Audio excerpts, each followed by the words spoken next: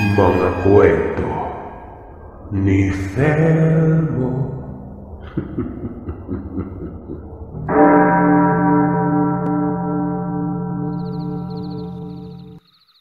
Mapagpalang araw po sa inyo, Sir Seth.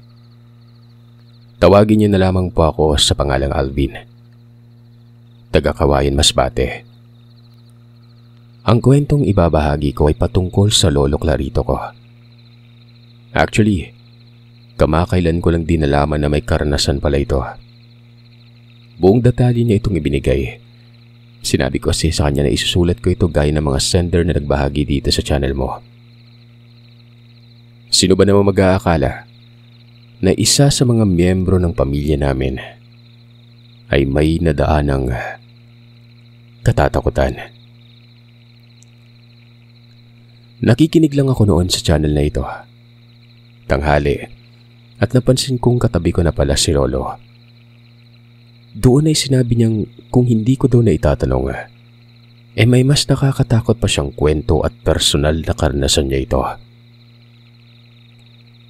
Bago ko simulan ng lahat, Sir Seth, ang mga personalidad na mababanggit dito, maliban na lamang sa akin, ay mga ibang pangalan ang ginamit ko. Ayos lang kung ako, pero ang ibang personalidad, kinakailangan ding bigyan ng respeto ang kanilang reputasyon at pananahimik. At ito nga, ayon kay Clarito, nangyari daw yun noong binata pa siya. Sa bukid lamang ito ng Kawayan, kung saan sila nakatira noon. May itinatayo umanong bahay malapit sa kanilang tirahan. Wala pang 1 ektarya. Basta malapit lang talaga, katabi ito ng lupain nila. Malaki ang bahay na yun na tinaakala ni Clarito na baka kaibigan ng tatay niya ang nagpapatayo ng bahay. Pero nakapagtataka kasi na malaki talaga at para bang mansyon na. Hanggang sa nalaman niyang nabili palang lupain ng isang mayamang pamilya na taga Mindoro. 2 palapag ang bahay at kahit hindi pa tapos, makikita na dito na maganda. Lalo na kapag natapos. May disenyo pang moderno sa kapanahunang yon. Hanggang sa noong patapos na, may tumira na umano. Mag-asawa ito na may sapat na edad. Kaedaran lamang na mga magulang ni Clarito. Nakakatuwa umanong isipin at kahit papano ay may kapitbahay na silang malapit. Kadalasan kasi sa nakatira sa lugar ay naroroon sa may bandang kalsada. Bali may iskinita dito na maliit na daan at ang unahan ay lupain nila noon. May kasama pa mag-asawa, katiwalang babae na panay daw ngisi kahit sino makikita. Ani may napakabait na mga amo nito kasi nga healthy tingnan ng katiwalang yon. 1 linggong nakalipas, nagtatabas daw ng mga talahib si Clarito doon sa likod ng bagong tahanan. Sakop pa ng lupain nila ito. Mga mula sa bahay ay nasa mahigit 20 metros para pakain sa kanilang alagang kabayo. Baka at mga kambing. Ang ikinabubuhay kasi nila bukod sa pagsasaka, paghahayupan. Nga pala, napakadetalyado ng kwento gawa ng ayaw ko po mag-skip para mas maging malinaw ang kabuuan ng lugar. Umaga nun, kasi silang padamang daw ng araw. Sinisipat ni Clarito ang kabuuan ng likod ng bahay. Malapad talaga ito. Hanggang sa magawi ang kanyang tingin sa taas nun. Napayuko ang binata noon dahil may babae umanong nakaumang sa bintana at nakatanaw ito sa kanya. Hindi man naging malinaw kay Clarito gawa ng saglit lamang ang pagsipat na yon. Nahihiya daw kasi ito. Pero maputi daw yung babae na parang dalaga. Balingkinita ng katawan at nakasuot ng manipis na damit. Nagpatuloy lamang ito sa kanyang ginagawa. Inipon niya ang kanyang natabas na mga damo sa nakalatag na sako. Makati kasi ito kapag walang balot tapos binuhat. Maya-maya noon ay nakarinig siya ng pagtawag. Pag-angat niya ng tingin niya, Galing ito doon sa babae na pansin niyang siya ang tinatawag noon. Kumakaway pa nga umano ito at dito niya nakita na maganda ang babae. Nakangisi at nagtanong sa kung ano ba daw ang pangalan ng binata. Clarito po, ma'am. Clarito po. Kayo po. Tanong naman ni Clarito noon. Nagpakilalang babae pero pangalanan natin itong Mona. Sabi pa nito, ikinagagalak daw niyang magkaroon ng kauna-unahang kakilala sa lugar. Gusto niyang gumala gawa ng maganda umanong tanawin. Pero nahihiya ito. Ito namang si Clarito ay kaagad nakaisip na samahan ng babaeng yon. Sinabi niyang igagala niya ito sa kung saan gusto. Nagpasalamat naman yung babae. Pero sinabi nito na may trabaho pa umano si Clarito kapag nagkaroon na lamang umano ng pagkakataon. Ayos lang, ma'am. Magpapakain lang ako ng mga alaga naming hayop tapos babalik po ako. Sige, mama. Madali lang naman to. Tumango ang babae nun. Walang ano-anong umuwi si Clarito buhat ang mga damong pagkain ng mga hayop nila. Tinambak niya lang ito doon sa lupa. Iniwan na kaagad yon. Pagkabalik niya ay naroroon na si Mona sa ibaba. Napakainhin umano ng forma. Nakasando lang at nakamanipis na salawal. Hindi umano siya makatitig ng diretso gawa ng mas naging malinaw pa sa kanya ang kagandahan nito. Napakaputi daw. Hindi ito naaasiwa. Parang walang muwang sa tinatawag na dignidad. Inaamoy-amoy pa umano ni Clarito ang kanyang katawan. Nahihiya kasi siya noon. Lumapit ang babae at nagtanong sa kung saan daw sila pupunta. Naisipan kaagad ni Clarito ang pangpang na kung saan naman may ilog sa gilid nito. Maraming naliligo doon lalo na kapag walang klase. Sumama nga ito sa kanya. May konting kaba, konting hiya at pagkailang si Clarito gawa ng nangangamoy siya noon. Samantalang itong babae ay napakabango. Amoy halimuyak umano ng sabon na mamahalin noon. Nakarating na nga sila sa ilog. Tuwang-tuwang babae. Nakikita pa sila ng mga naglalaba doon. Ang ilan sa mga ito ay kakilala at kaanak ni Clarito. Natanong pa kung kaano-ano niya yung babae. Sabi naman ng binata ay bagong lipat at taga Mindoro umano. Nagmukha daw noong dugyot si Clarito kasi nga napakalinis ng babae. Hinayaan niya na lamang yon. Bali malayo ang nabot nila. Binabaybay lang nila ang gilid ng anyong tubig na yon. Nakalimutan na nga ni Clarito noon ang ibang gawain. Mabuti at wala ang kanyang mga magulang sa bahay. Maaga kasi itong nasa sakan sa kabilang dulo ng lupain nila. At yung kapatid niya na babae ay umalis din. Maging yung bunso gawa ng nag-aaral pa ito. Pangalawa si Clarito. Babae ang panganay na si Jasmine habang ang bunso naman ay si Julia. Maya-maya ay nakita ni Clarito ang mag-asawa na nakatira doon sa bagong bahay.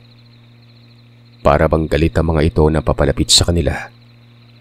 Itong si Mona ay dali-daling naglakad at sinalubong yon at pinagalitan itong babae. Habang nangyayari naman yon ay nakatitig sa kanyang lalaki. Ilang saglit lang ay umalis na ang mga ito.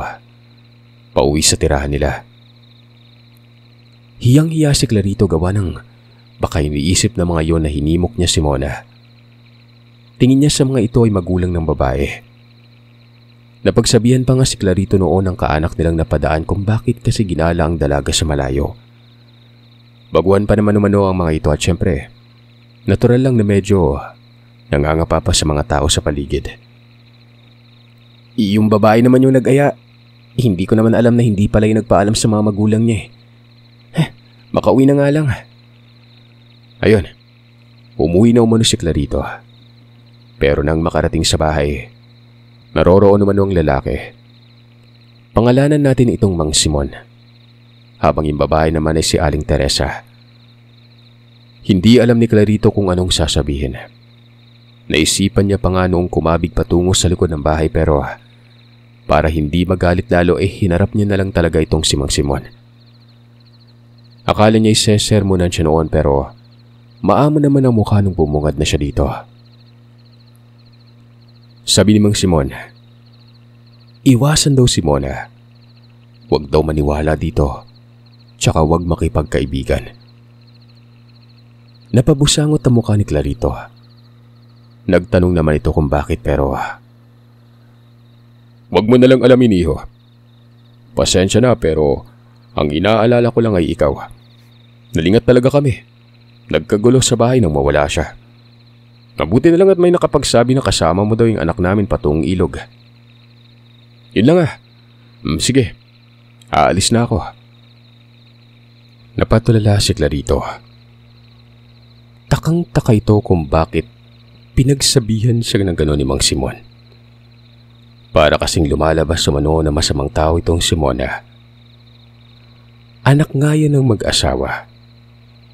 Gusto niya sanang sundan para linawin talaga kung bakit pero baka magalit ito. Nasa beranda siya noon. Maliit lamang ang bahay nila. Kubo pero may mga parte na simentado na. Nagmumuni-muni siya noon at kinakausap ang sarili. Nakatanaw lamang ito sa bahay nila Mona at naroroon pa rin ang pagkabagabag. Nung dumating na ang kanyang mga magulang, maging ang mga kapatid ay hindi niya naman sinabi ang nangyari.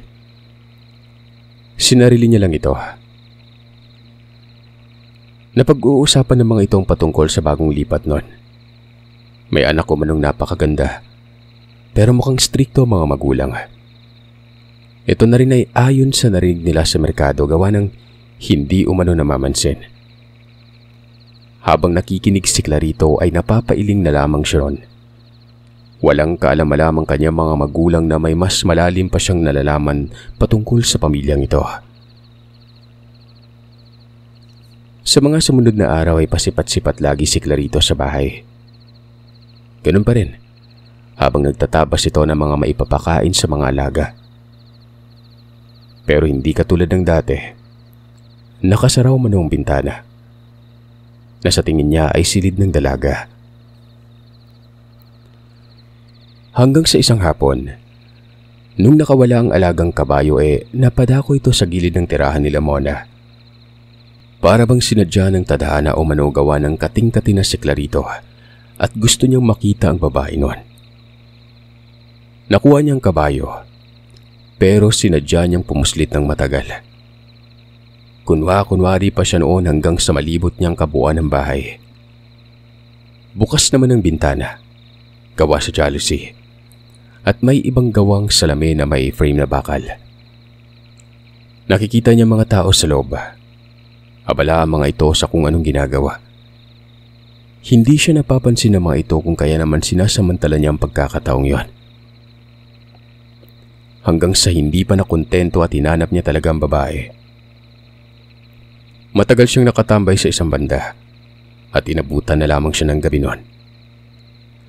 Dito ay napagpasya niya na lamang noong umuwi. Dumadami na kasi umano ang lamok sa lugar at napaka-alinsangan din. Doon siya dumaan sa may talahiban. Pero may nahagip umano ang kanyang paningin. Imahe ng isang tao. Nasa kanto ito ng likod ng bahay. Madilim yon kaya hindi niya maaninag ng gusto. Pero sa pagkakaalam niya ay parang kapustura ito ng nanay ni Mona. Patpatin kasi ito at kasing tangkad lamang ni Mona yon. Hanggang sa ganoon na lamang ang panlalaki ng kanyang mga mata. Dahil bigla na lamang itong tumakbo. Napakabilis ng pagtakbo na yon at naglaho na lang na parang bula. Yung tipong parang namamalikmatan na lamang siya. Parang naburas sa paningin niya. Pero patungo ito sa kinaroroonan niya. Iba na umano ang nararamdaman ni Clarito dito. Tatakbo sana siya noon pero bigla na lamang nagwala ang kabayo. Nagtatatalo nito at naglika ng ingay noon. Nabitawan niya ang tali at mabilis na tumakbo patungo sa madilim banda. Hindi na hinabol pa ni Clarito. Tumakbo na ito pa uwi. Pero napahinto siya noon nang may napadaan sa kanyang harapan na pagkabilis-bilis umano. Patungo ito sa kung saan tumakbo ang kabayo. Naisip niya na baka ito yung nakita niya kanina. At kung hindi siya nagkakamali nun, isa itong aswang. Umuwi na lamang siya noon at nang makarating sa bahay, sinabi niya sa kanyang mga magulang na nagwala umano ang kabayo habang papauwi na siya. Nabitawan niya ang tali. Galit na galit ang Tatay Melchor. Baka umano makadisgrasya yun ng maisan at madibanda pa sila. May maisan pa naman umano doon sa likod ng kanilang lupain. Kumuha ng gasera ang tatay at walang ano-anong pinuntahan yung lugar kung saan nagtungo ang alagang kabayo nito. Sumunod naman si Clarito. Sinabi niya ang dahilan kung bakit nagwala ang kabayong yon. Na kesyo may nakita umano siyang aswang. Galit na galit ang Tatay Melchor. Hindi ito naniwala sa anak niya. Malayo ang narating nila. May bakas na mga hawing damo at ito ang sinundan nila noon. Maya-maya ay nakarating sila sa maisan. At mas nagalit ang kanyang ama nang makitang nagkaroon ng daanan sa gitna. Nagkabali-bali ang mga tanim na mais. Wala umanong pati dito sa pagmumura. Maganda na lamang umano sila ng pera para ipangbayad sa pinsala noon. Sermon ito ng sermon kay Clarito pero habang nangyayari naman ito ay sinusundan nilang bakas hanggang sa makarating sila malapit sa ilog. Doon ay nakita nila na nakahandusay ang kabayo. Nanginginig na para bang mamamatay na at may malaking sugat ito sa dibdib noon. Pagpatama ng ilaw, may butas. Baklas talaga noon ang tadyang ng kabayo na para bang natusok ito ng matulis na kahoy. Pero may nakalawit na kung hindi sila nagkakamali, lamang loob. At doon ay napagtanto ng dalawa na parang dinukot ang puso ng kabayo.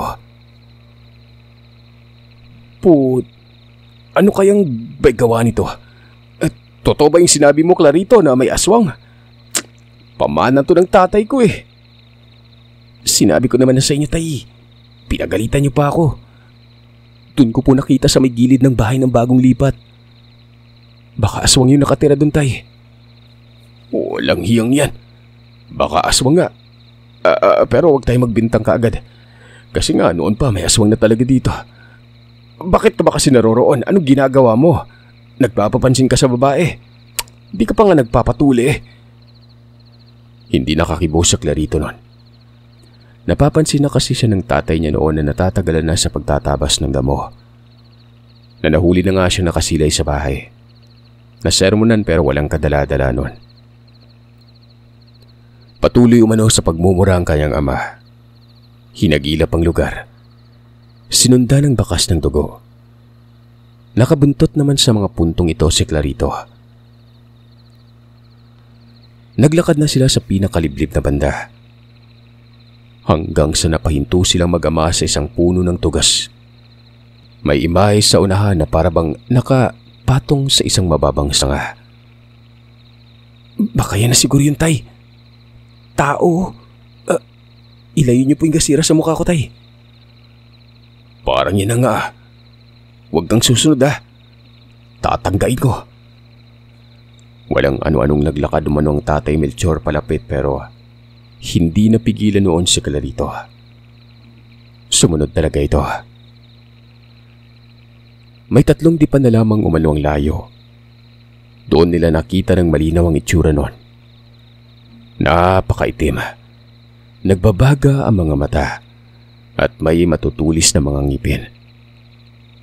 Nakahubot-hubad yun. Nakapatong sa sanga at ngumunguya-nguya pa ito. Dali-daling lumapit si Tatay Melchor. Kasabay ng pagtalon ay ang pagtagagamit ng itak.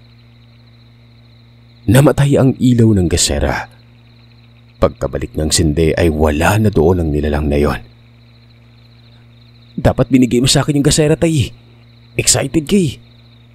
Walang hiya. Nakatakas. Makikita ko din yon. Papatayin kita, hayop ka! Balikan na natin yung kabayo. Kasalanan mo to eh. Dumiretso ka sa bahay. Kumuha ka ng bara at pala. Ililibing natin. Sayang, tay. Karni na yun eh. Kainin na lang natin. Hindi mo ba alam na isaswang yun? Malay mo mahawaan tayo kapag kinain natin. Sabay-sabay tayo magiging impacto. Gusto mo? Walang nagawa si Clarito kung hindi ang sumunod na lamang. Nailibing nila ang kabayo. Nalaman na rin ito ng kanyang nanay at mga kapatid. Pero sinabi ni Tatay Melchor na wag daw ipagsasabi sa mga tao. Dahil kapag nalaman yon, baka magkagulo sa lugar at mahihirapan siyang hanapin ang aswang. Baka nga yung bagong nakatira tayo, no? Doon ko nakita eh. Pareha tayo iniisip, anak. Malasige. Puntahan mo ang bahay at bulyawan mo na aswang sila. O ano mangyari, edi makukulong ka. Kasi namamaratang ka. Ay gamitin mo ang utak mo. Tsaka gaya ng sinabi ko may aswang na talaga sa lugar natin doon pa. Ngayon nga lang naging agresibo eh. Malay mo mali tayo, ano? Kaya ang dapat gawin natin ay tahimik ng pagmamatyaga. Yung kabayo pa talaga na pamana sa akin ng lolo mo. Patay na si Silver. Silver na naman, tay. Brown ang kulay ng bayo na yun eh. Dapat brownie. Mula ng araw na yon ay nagiging mapagmatsyag na silang magtatay. Maging ang nanay na Clarito. Sumisipat na din ito doon sa bulwagan ng bagong tirahan. May pagdududa man sila, pero hindi ito ganoon kapulido. Ang mahirap daw kasi dyan, hindi pinaniniwalaan ang kinauukulan ng aswang. Kaya kung paparatangan nila na aswang nga itong pamilya, bukod sa demandang aabutin ay masisira din ang kanilang pangalan. Makalipas ang 1 buwan ay nakitang muli na Clarito si Mona. Kasama yun ang mga magulang na umalis ng bahay. May sasakyan naman ng mga ito at yun ang ginamit sa pag-alis noon. Ang natira na lamang noon ay ang katiwala nitong si Dalia. Parati namang nakabungisingis ito at walang problema. Kaya naman naisipan ni Clarito na kausapin yon. Sa natatandaan niya daw noon ay dapit hapon at nagtataga na siya ng saging. Saging kasi ang ipapakain niya sa kanilang baka. Ito lang ay nakadepende sa kung anong gusto niyang ipakain. Maliban na lamang sa kambing noon at talahib at kuminsan ay daw ng Japanese. Nakita niya si Dalia na naglalaba. Doon ito sa may likod ng bahay kung saan may kamalig na gawa sa semento. Binati kagad ni Clarito at lumapit siya noon. Walang ano-ano namang sumagot ng bati ito at nangamusta pa patungkol sa pag-aalaga ng mga hayop. Marami silang napag-usapan. Sinasadya ni Clarito na laruin muna ang diwa para hindi mabigla nun. Ate Dalia, hindi ka ba natatakot sa pamilya dito? Parang pangit yung ugali. Ayos lang ba sila? Walang problema? Hay nako, matagal na sana akong umalis kaso malaki kasi magsahod. Kaya tinitiis ko na lang. Idinadaan ko sa ngiti kahit pa man natatakot ako. Kuwan kasi, anong kuwan? Aswang ba? Ha? Hindi. Masyado lang silang tahimik tapos ayaw akong palapitin kay Mona. Mabait naman yon kung minsan napapagalitan ako.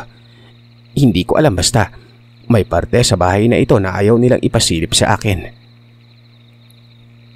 Walang ano-anong tumango si Clarito. Mukhang nagliliwanag na umano noon ang kanyang isipan.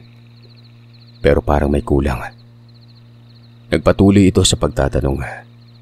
Pero bigla naman umanong tumahimik itong si Dalia. Ngingisi lang at tatango pero hindi na nagsasalita.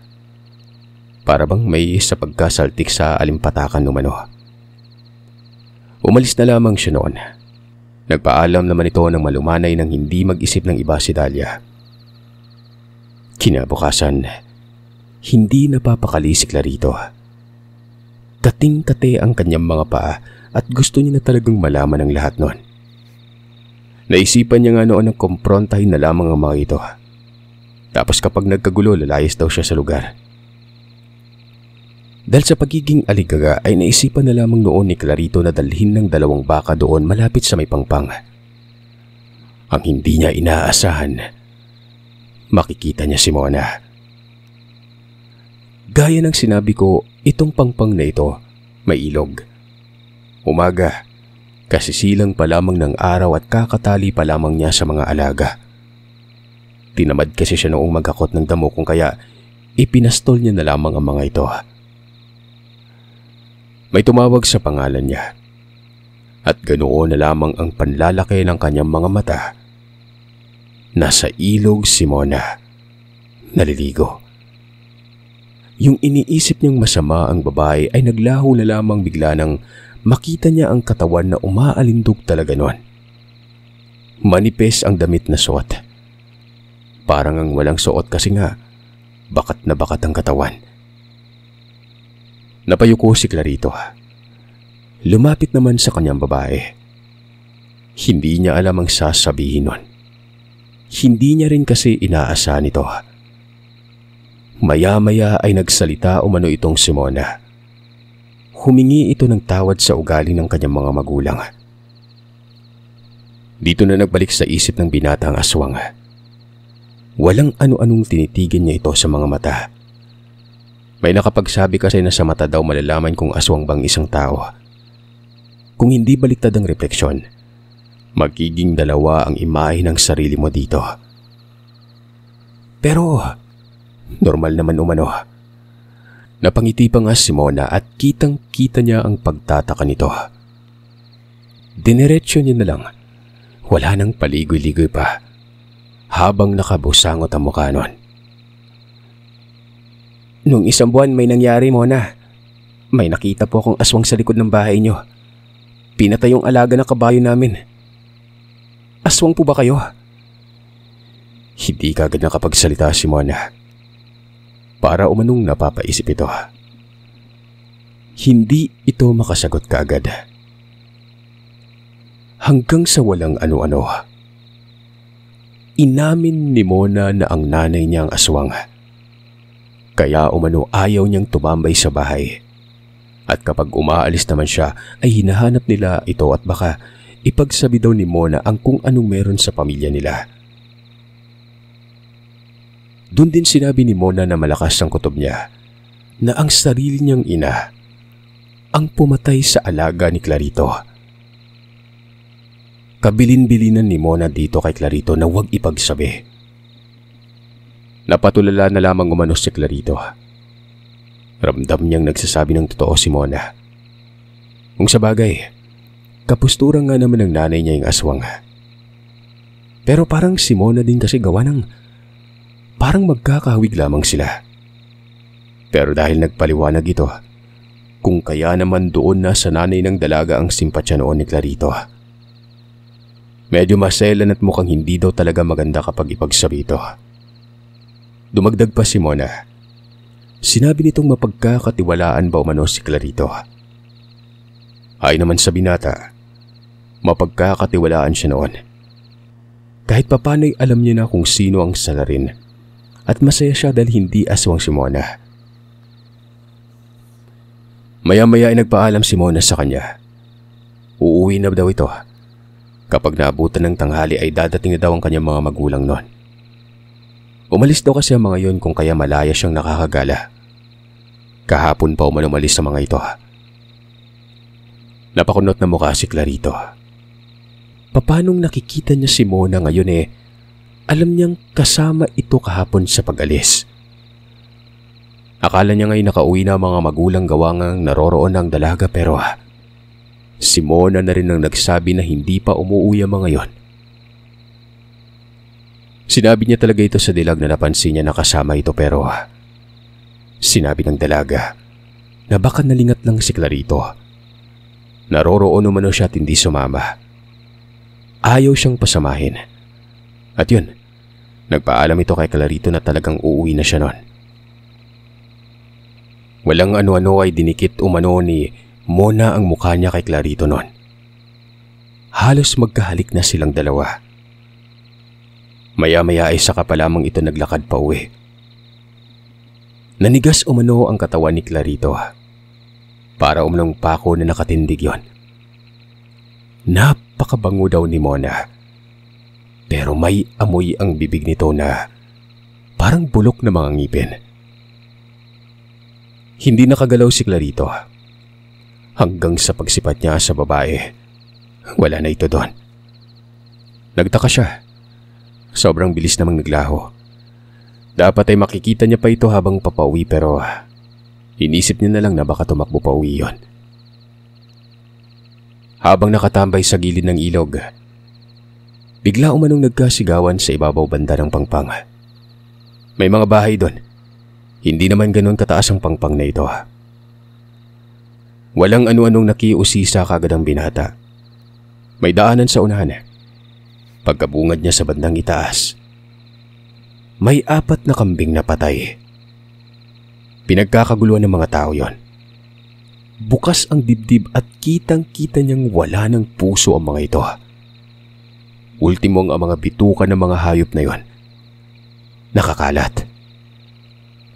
Ayon sa narinig niya ay kaninang madaling araw daw ito namatay at walang ibang kumatay sa mga ito kung hindi aswang. Naglalaro na sa isip niya noon ang mga kaganapang hindi kaaya-aya. Katulad na lamang noong nasilayan nila ng tatay niya noong 1 buwan. Parang iisa lang. Naiisip din niya na baka nanay ni Mona ang gumawa pero papanong nangyari yun umalis nga mga ito. Dito ay napag-isip-isip ni Carlito na may ibang aswang sa lugar nila. Totoo ang mga sinasabi ng kanyang ama. Umuwi si Clarito at sinabi niya sa tatay ang mga natunghayan. Nilinaw niya din na hindi ang pamilya ni Mona ang pumatay doon sa mga kambing dahil nga umalis sa mga ito. Pero hindi niya sinabi ang mga nalaman niya kay Mona. O di ba? Ngayon naniniwala ka na may aswang talaga dito. Dumagdag pa yung pamilya na yan na naririyan. Sa tingin ko tay, hindi mga aswang sila Mona Yun ang po yung pagdududa ko Kagad na tinabunan ni Clarito noon ang kung anong meron sa mga ito. Kahit alam niya namang may isang aswang. Ang sabi naman ng kanyang tatay, sa ngayon ay hindi pa daw sila sigurado pero malalaman din na umano nila ito sa kalaunan. Maraming araw ang nakalipas. Malaki ang pagbabago ng lugar. Lahat ng mga hayupan hindi na ipinapastol sa palayo. Nasa gilid na lamang ito ng mga tirahan. Tsaka wala na din gaanong gumagala sa gabi doon. Dahil sa nangyari. Habang lumilipas sa mga araw, hindi na nakita pa ni Clarito ang mga magulang ni Mona. Wala ang sasakyan. Sa makatuwid ay hindi pa umuuwi mula nang umalis sa mga ito. May pagtataka sa isipan niya. Dahil sinabi naman ni Mona na babalik ang mga ito pero papanong hanggang sa mga sandaling yon ay hindi pa rin umuwi? Ito na lamang si Dahlia ang natira sa bahay kasama si Mona. Magpaganon pa man ay hindi na pinagtuunan ng pansin ni Clarito. Katunayan ay mas gusto niya pa ngayon kasi nga malaya niyang nakakausap ang babae. Nakikipagkita daw siya dito sa tuwing takip silim. Doon lang sa likod ng bahay kung saan naroroon ang kamalig noon. Nahuhumaling na ng gusto itong si Clarito. Kulang na lamang ay ligawan niyang babae kahit alam niya namang malayong sasagutin siya nito. Parang mantika at tubig. Hindi naghahalo kumbaga. Hindi bagay. Hanggang sa hindi kalaunan ay hindi na nakatiis si Clarito. Labis na umano siyang nagkakagusto dito kay Mona at gusto nang pumuntos noon. Lalo't silang dalawa lamang lagi sa likod at gabi pa. Mona, kung liligawan ba kita may pag-asa ko? Natawa umano si Mona. Natanong niya kung paano nasabi ni Clarito yon. Kung gusto daw ba siya ni Clarito. Sinabi ni Mona na kaibigan lamang umano. Wala akong magawa tsaka maganda ka kasi. Sino bang hindi magkakagusto sa'yo? Ang akin lang naman nakapaglabas na ako ng saloobin ko. Ayos lang na iwasan mo na ako pagkatapos nito pero gusto ko talaga malaman kung may pag-asa ba ako Kung sakali lang ba? Nagulat na lamang itong si Clarito.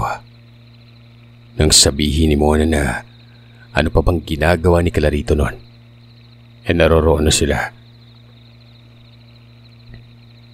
Pagkatapos nun, bigla na lamang daw dinakma ni Mona ang kanyang mukha tapos hinalikan siya. Para daw nagliliyab si Mona noon na siya namang pinaunlakan kaagad ni Clarito.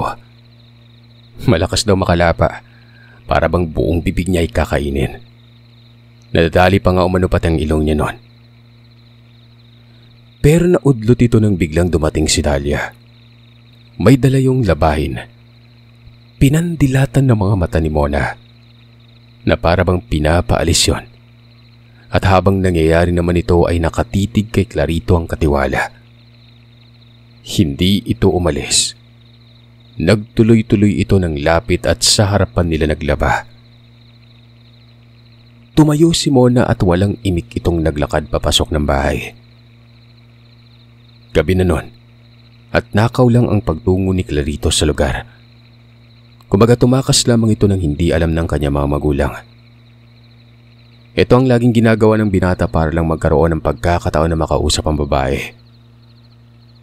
Nanghinayang pa nga siya nun Pitas na sana umano. Naamoy niya na Tapos parang nainis pa siya ng konti kay Dahlia. Hindi na muna umalis si Clarito noon. Baka kasi bumalik si Mona. Tsaka naiisip din niya noon na baka umalis din kagad itong katiwala. Pero bigla umano itong nagsalita. Nakakawindang ang mga sinabi niya. Nag-iba umano ang pananaw ni Clarito noon nang magsalita itong si Dahlia. Mabuti at nabutan ko pa. Hindi ka na sana makakauwi pa. Layuan mo si Mona. May kakaiba sa kanya. Hindi ko na natitiis ang pangyayari. Aswang si Mona, Clarito. Aswang. Hindi ko alam kung bakit nandito yan samantalang dinala naman yan sa Mindoro pabalik. Baka tumakas. Ang mga nangyayari dito, siya ang may gawa. Hindi nga lang niya ako masaktan kasi isa akong albularya. Sinadya ng mga magulang niya na kunin ako bilang katiwala.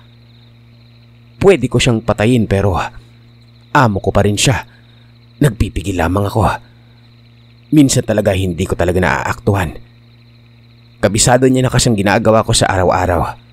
Nagagawa niya ng paraan para makatakas.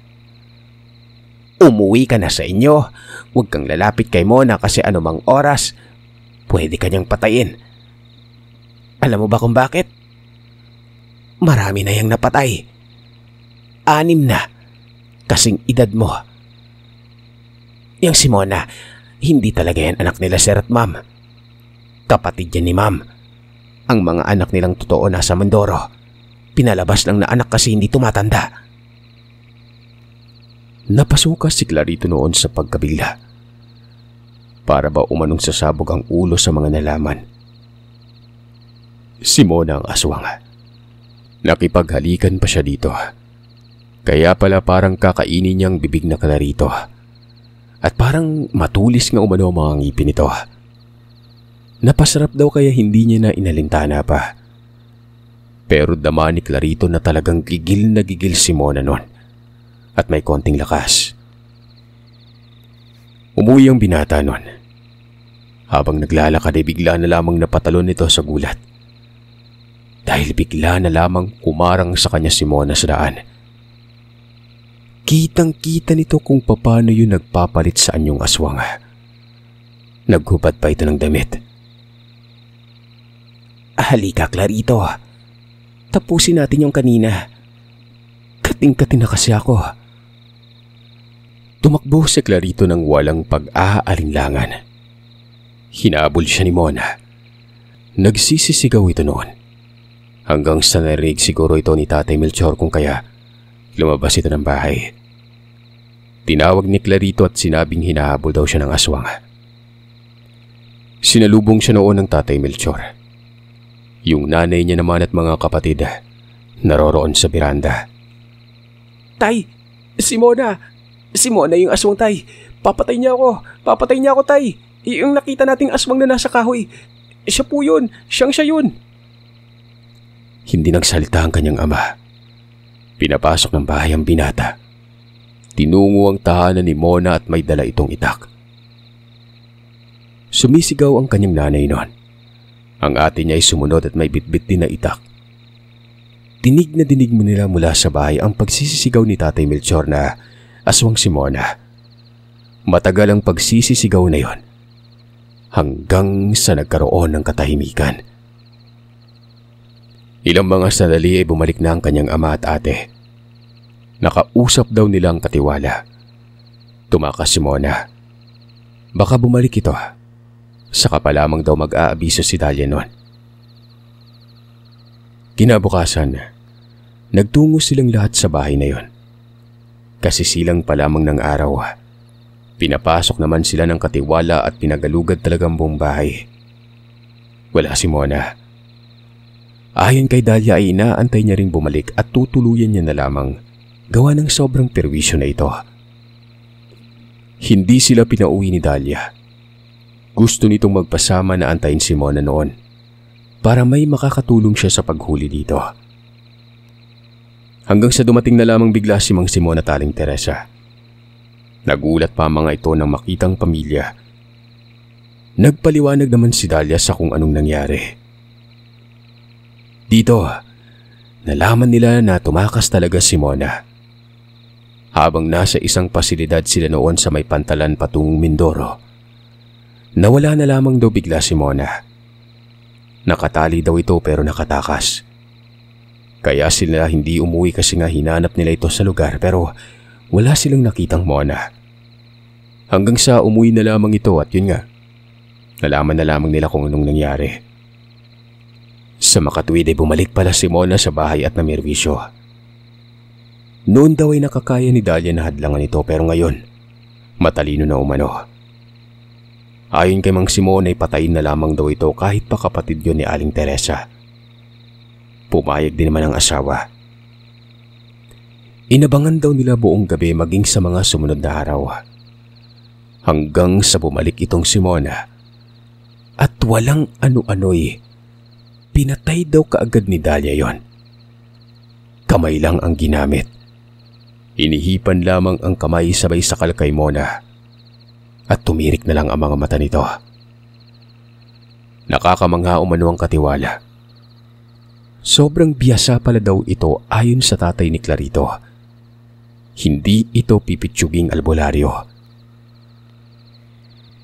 Tama lang daw din nun dahil hindi din naman ordinaryong aswang si Mona. Malakas ito at napakagaling manglinlang. Naisip nga noon ni Clarito na baka si Mona ang kumatay doon sa mga kambing. Naligo ito pagkatapos niyang gawin yun. At yun nga nakita niya sa ilog. Patay na si Mona. Nakita talaga ni Clarito na sinaksak pa ni Dahlia ang dibdib niya. May kinuha ito para makasiguradong hindi naman mabubuhay pa. Nakakagimbal ang mga natunghayan nila noon. Kitang-kita umano nilang lahat.